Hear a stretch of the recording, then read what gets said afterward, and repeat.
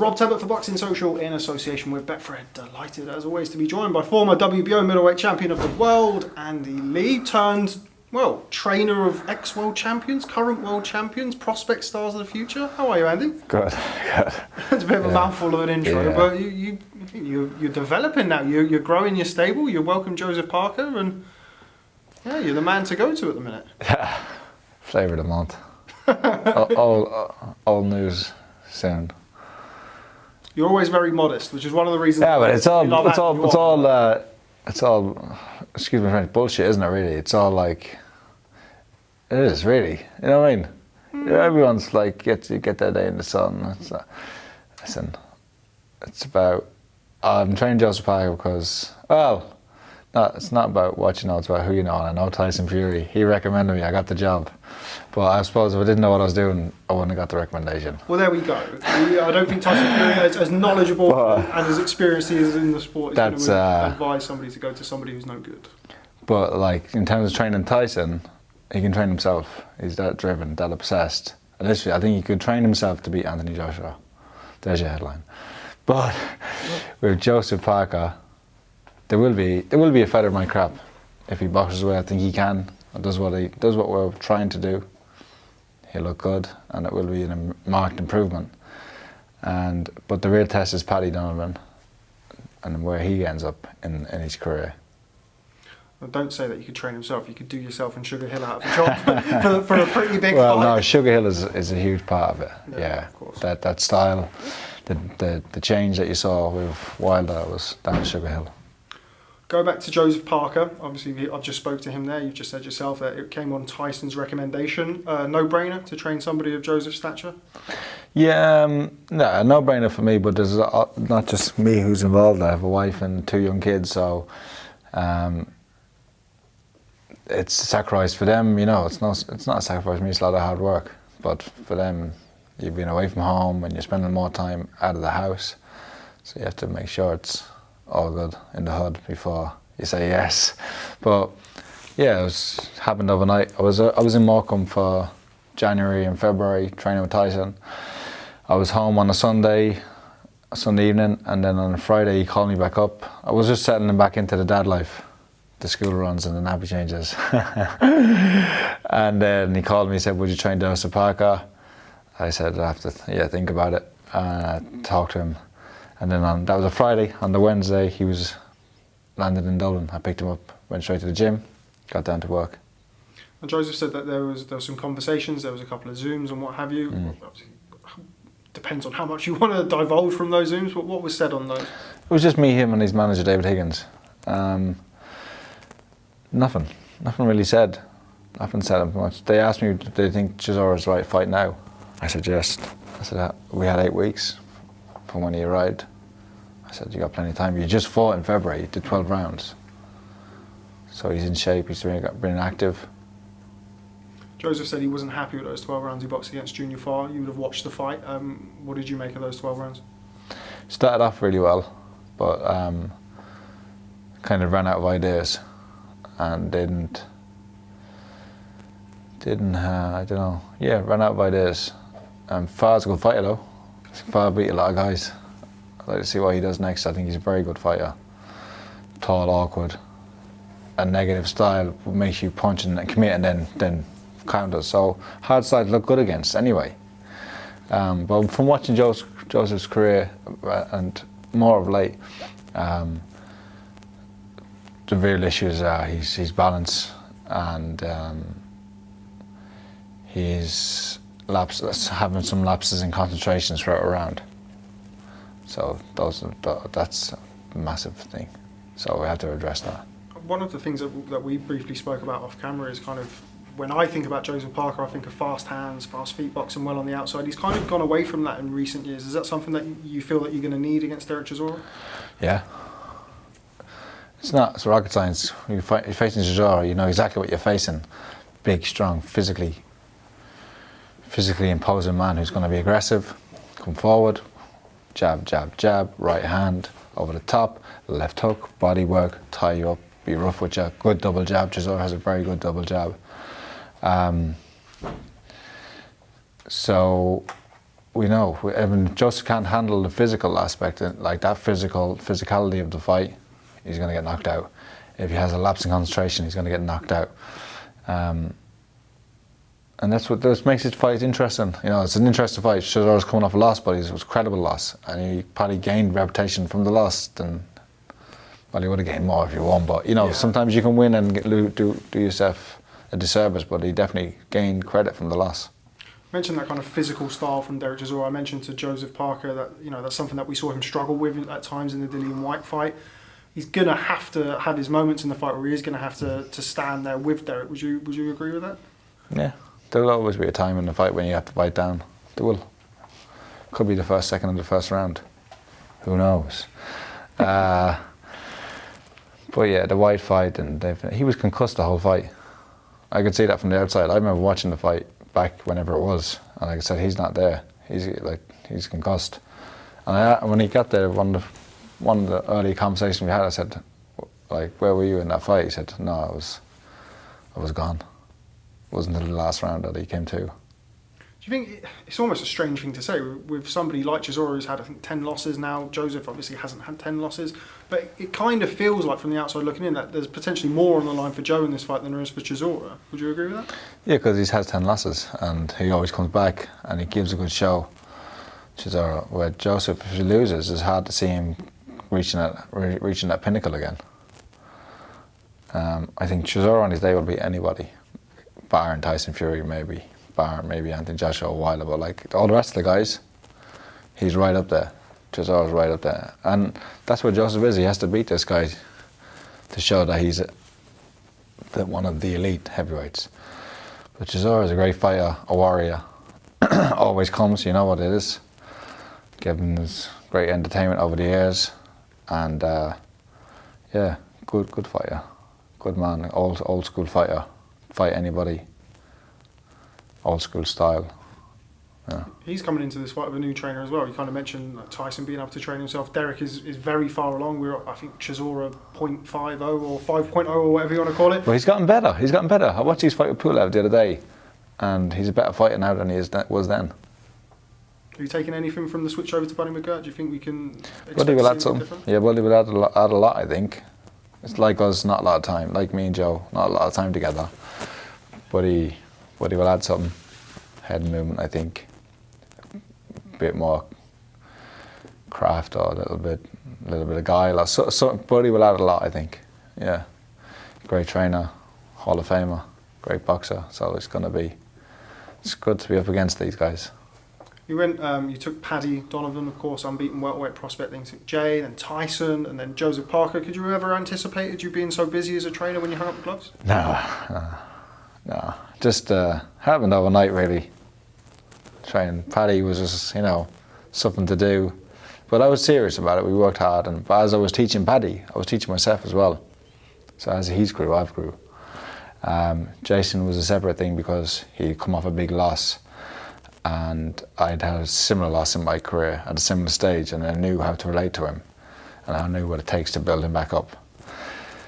Tyson is a relationship there for years built up, and with me and Tyson, it's a personal, I don't know how to say it, but we got a deep personal relationship. Like, we are very, very close, and I hold him in such high regard. And so that was a different thing. And for me and Tyson, it's about sharing, talking and just being open. And Tyson was as open. No, I mean, talking and sharing things. Sugar Hill's doing all the work. When I was here, I was working, but it wasn't even. It was. So then Joseph will be, if Joseph can do what I think he can do over the next 2 years, yeah, it'll be good. But he's happy. He's happy. He's happy where he is. Seems happy. Everyone who knows him before he came here commented how different he seems, and the plan is to win, go back to Ireland. He's coming back to Ireland, and get another fight as soon as possible. You mentioned kind of learning as you were training Paddy and developing as a trainer. You of course served under two of certainly one of the greatest trainers of all time, one of the great modern trainers in Adam Booth, of course Emmanuel Stewart being the other one. How much do you take? Of course, I think subconsciously you'll take an awful lot from your time with both of them. But how much are you still developing and learning as a trainer, and how much do you take from both of them into your life as a trainer? Everything I do is from either one, really. And yeah, Adam is a great help now to me. Even now, I ring up and I ask him questions. I'll ask him all the time. I ask him questions. Would you do this with this person? What would you do for this? What would you do for that? And he'll send me suggestions about things, what he thinks will work. And yeah, Emmanuel is ingrained in me. Like, that's like a parent. It's like you can't quantify that influence. You know, it's like you find yourself doing the same things your dad does, or saying the same things your dad does, or like same mannerisms. And that's the way Emmanuel is with me. But with Adam, I still like with Adam. It's like it's very, very much there. I know like the conditioning I do with them, the circuits I do with them, the techniques I do with them, the bag drills I do with them. It's Adam. So they've just got to water down Adam Booth. These guys, they don't know it. It's the truth though. It's the truth. Like, these guys are doing these things like, oh yeah, I've never done this before. I was like, oh, I it's not actually my stuff. It comes from obviously your experience of working with them and what you were able to achieve as a fighter. So, okay, to give yourself some credit sometimes. Yeah. Personality is a big thing, isn't it?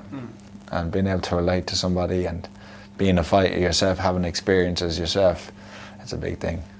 It separates a lot. I mean, knowing how somebody feels or thinks. I think it's a big thing, yeah.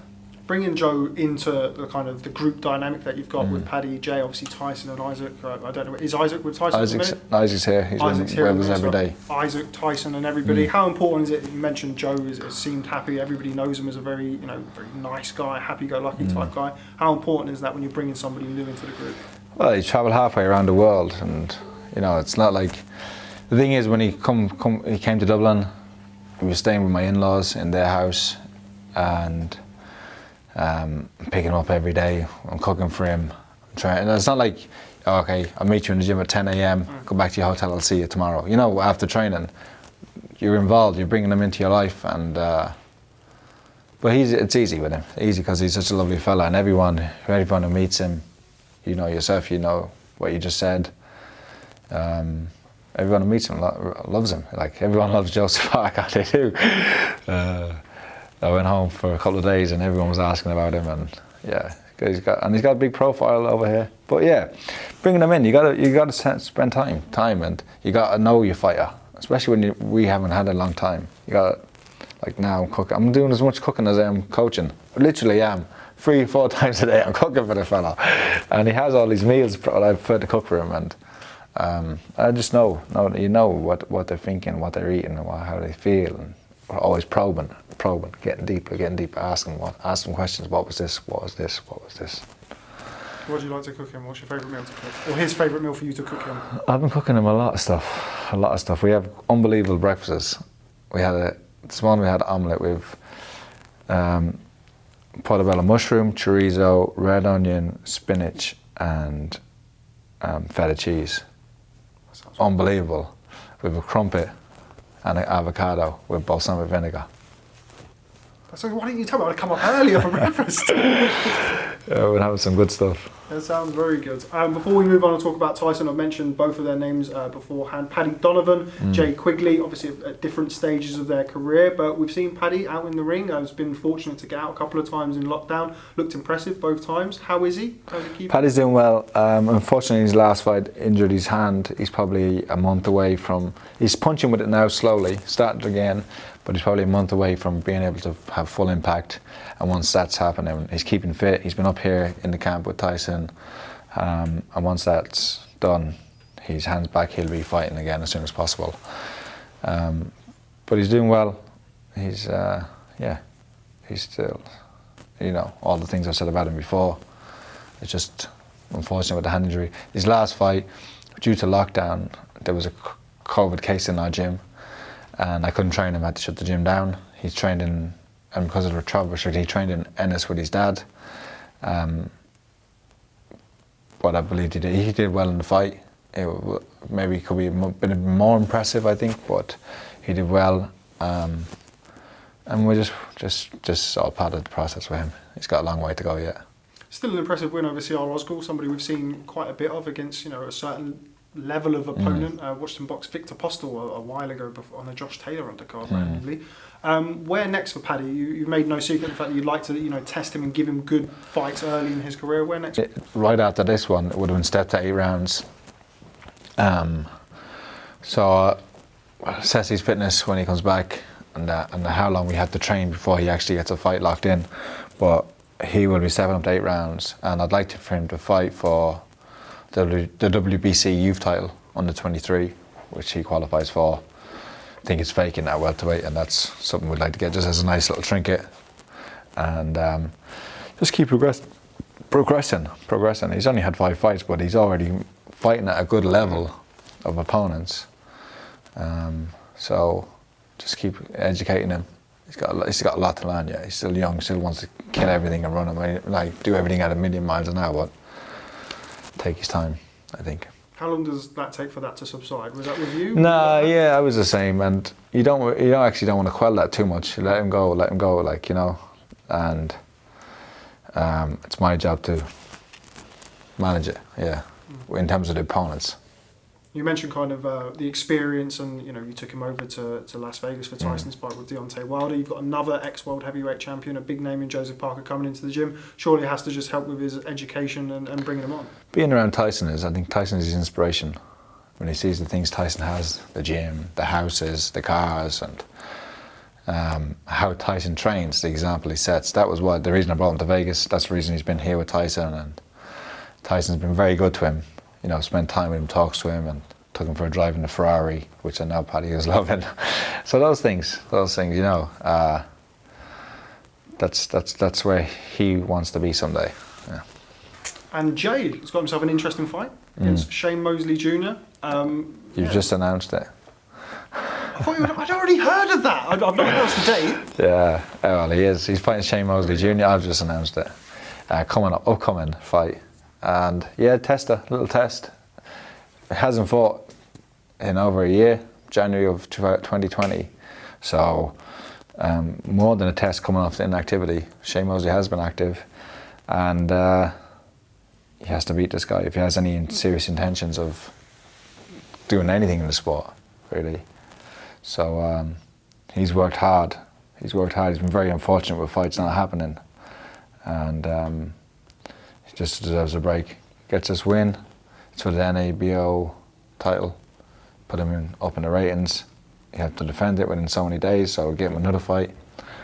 And then 2 fights, 2 wins, 2 good wins against good solid opponents. He's knocking on the door, so that will be the plan.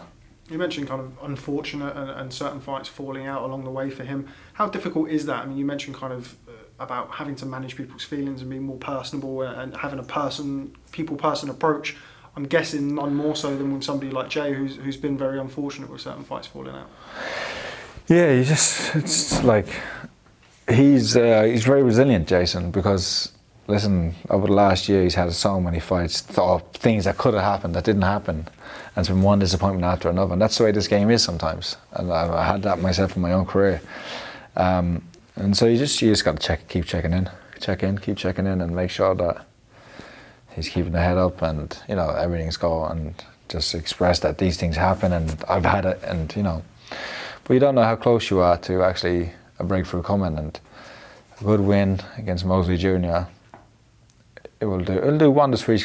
I think his confidence as well, his self-esteem, and all of that stuff. You know, he needs a break in this, but sometimes you have to create, like he'll make the break. He has to win it. You know, he has to win this fight, and look good doing it.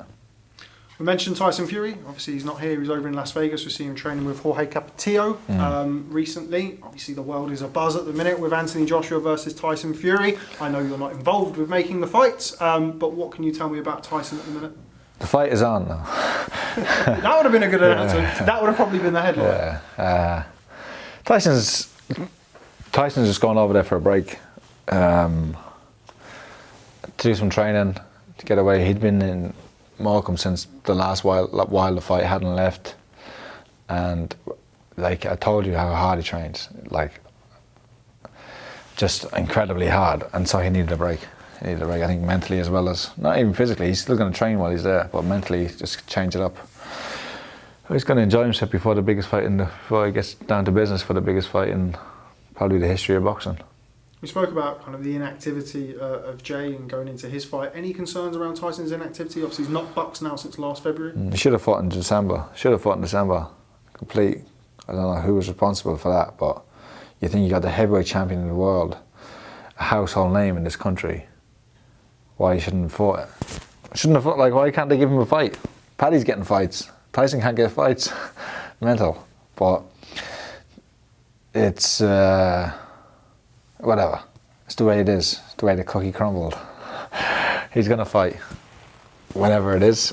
If it's not Joshua, he'll fight somebody. But he should be fighting in June against somebody. Who it will be? It'll be interesting, yeah. So do you think, in your opinion, do you feel that he needs to fight before going into the Anthony fight? Will be I think he can beat Joshua any way he wants. Inside, outside, aggressive, defensive, slick, wrestle, physical. He has loads of different ways he can beat Joshua. Joshua's a good fighter, improving all the time, getting better and better and better, and athletic and strong, and all of those things. But I see loads of ways Tyson can win, and what way can Joshua beat Tyson? I don't know. Moving his legs, like the Andy Ruiz thing. I don't know. I think that creates a problem for him. Lands a good shot maybe, lulls Tyson in, which he does. Step back right hand. I don't know. I think Joshua's gonna, because he's seen Tyson throw straight shots all the time. Jab 1-2 now. Joshua's gonna try to draw the lead of Tyson, and slip and come around with shots. I think he's going to try and throw hooks. But whether that'll be effective, I don't know. Do you think it's a more difficult fight than Deontay Wilder fight? Wilder's more unpredictable. It would probably be harder to fight physically or whatever. I don't know. I don't know who the hardest fight, I don't know who can. I don't know who's out there who can really, really challenge Tyson. I don't know. Implementing that style in the Wilder rematch, how much confidence has that given Tyson in his ability to adapt to any kind of situation or opponent? Look, Otto Wallin, boxing a great fight, got cut early, had to throw all that out the window and just change there on the spot. And you've seen him do it loads of times. Steve Cunningham, boxing gets dropped, boom, gets up, wrestles him, fights him, makes it ugly, wins. He's done it time and time again. He can do that, and he's only gotten better at that style, that Sugar Hill style. He's only gotten better at that Crunk style. He's had more time to it now, and bad news for everybody else. Okay, well, Andy, always a pleasure catching up with you. Nice to see you in the country now, as opposed to having to travel to Ireland, which is the last time I went on an aeroplane. Before the world. Had a Guinness, didn't we? Guinness there. Have a Guinness on Dame Street. Yeah, be nice to do that again sometime soon. But we're somewhat at the mercy of everything at the minute. But nice to see you looking so well. Thanks, Rob. Thanks very much. Your ever-growing stable on your route to becoming a top trainer. Yeah. Let's see. Thanks very much. Who are the top trainers in the boxing? Sugar Hill's got to be one of them. Yeah. Coach of the year, should have been Coach of the Year. He didn't get it, did he? Who got it? Was it Eddie Reynoso who got it? Derek James? Timo Lopez, was it? Timo Lopez Sr. I think Derek James is a good trainer. Trains Jamel Charlo, Errol Spence. Then that were Ronnie Shields? No, the other one. Charlo. Yeah, the other Charlo was. Yeah, Shane McGuigan, good coach. Adam Booth, good coach. Shane McGuigan, good coach. Adam Booth, good coach, yeah. What about you? Ben Davison, a good coach. Who do I think? Don't know. All those ones you mentioned, yeah. All those ones you mentioned. Dave Caldwell, a good coach. Richard Towers, making his way in the coaching world. Dominic Ingle, a good coach. Plenty around, aren't they? It's just popped into my head before I let you go. One of your ex-opponents, Billy Joe Saunders, versus Canelo Alvarez on May the 8th. What do you make of that fight? I think Billy Joe can beat him. And there's a way, if he starts fast, gets the first 4 rounds in the bag, and then just doesn't have to stay ahead. Canelo starts slow. If he comes out, pop, pop, pop, pop, pop, move, move, pop, pop, pop, pop, move, move, move, pop, pop, pop. Starts fast, gets 4 or 5 rounds in the bag. And then he can do enough to just stay ahead. He's slippy, he's tricky, he's better than he looks, Billy Joe. It's harder to fight than you think. You described. But obviously, Canelo, Yeah. you know what we're talking about. But I think Billy Joe can win the fight, yeah, definitely. You described what Billy Joe had to do to me in probably the best, most succinct way that I've heard it. You said he has to go in the ring, and this is a direct quote from Andy Lee, and gypsy him about a little bit. Yeah. What did that mean? Only gypsies understand. Okay, Andy, thanks very much for your time. Always a pleasure to catch up with you, Oh. and I'm sure I'll speak to you soon.